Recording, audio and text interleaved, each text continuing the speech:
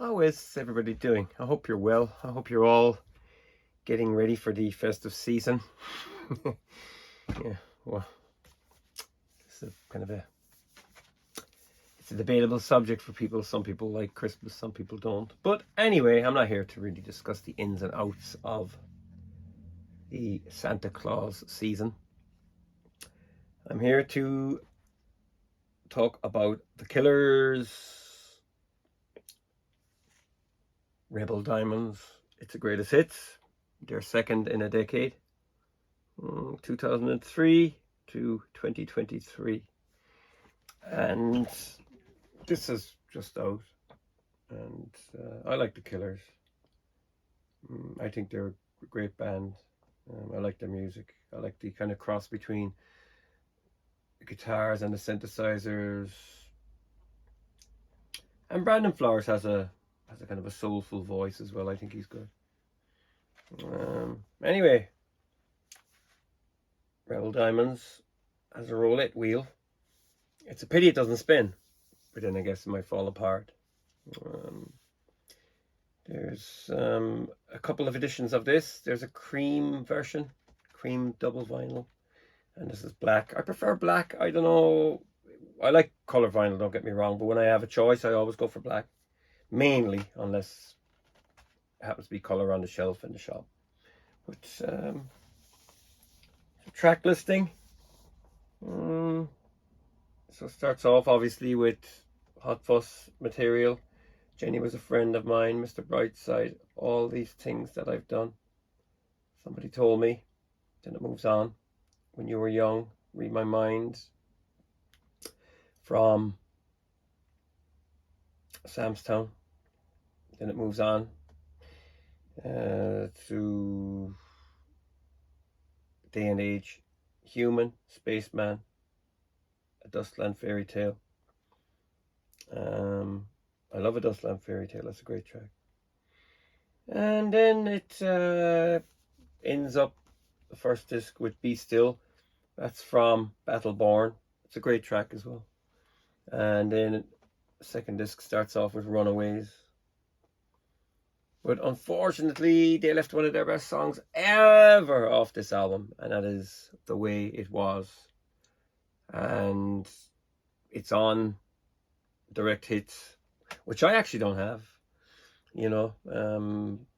Direct Hits is probably better than this, but like I said, it's... When did it come out? 2013 or something? Was it 2014? So yeah, it's a pity. I really, really like that song. I think it's fantastic. It's one of the best songs. Reminds me of Roy Orbison or something. So then we have The Man. And that's from... I can't even think of the album name. It's terrible. I have it in there. It's not one of my favorites. The one with a seashell on the cover. I can't think. It's terrible. Yeah. That's what old age does to you. And then we've got Caution, My Own Soul's Warning, Dying Breed. That's from Imploding the Mirage.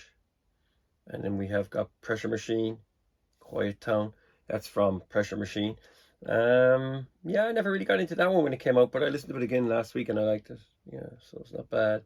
And then Boy, Your Side of Town, Spirit. There seem to be three new tracks. I was reading, I think that they were starting to record an album.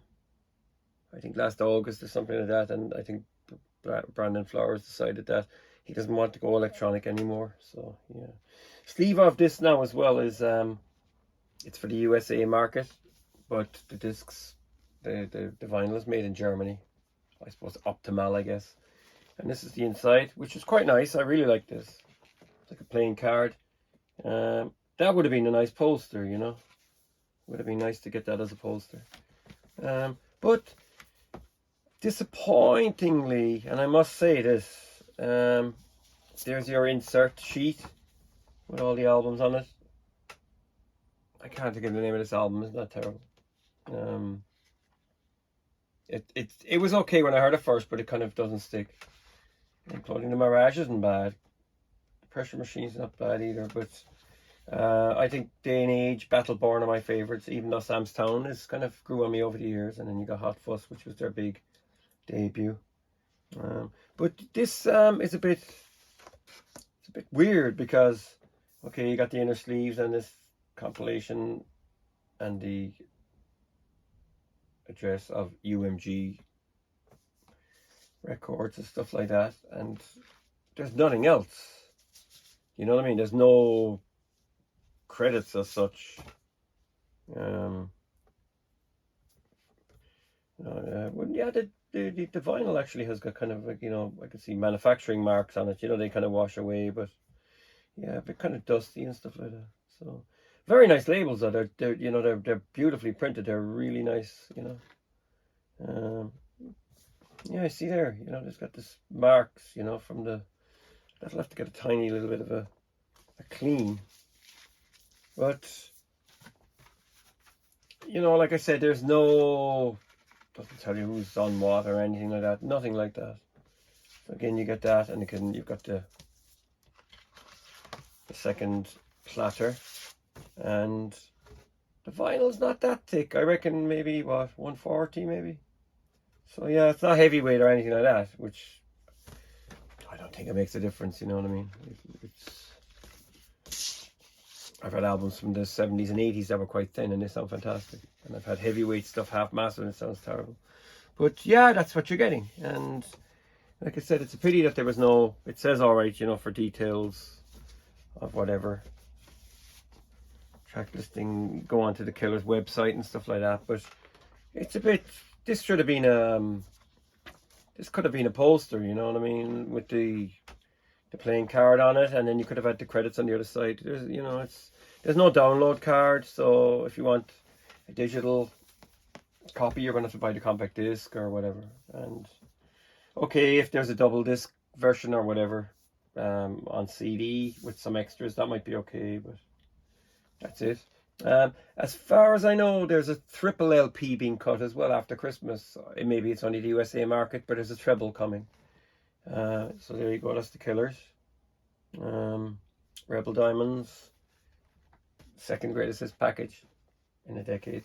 And yeah, it's just a bit strange that they left out some of the, well, the way it was. That's the way it is. So anyway, thanks for watching. Feel free to subscribe and take care.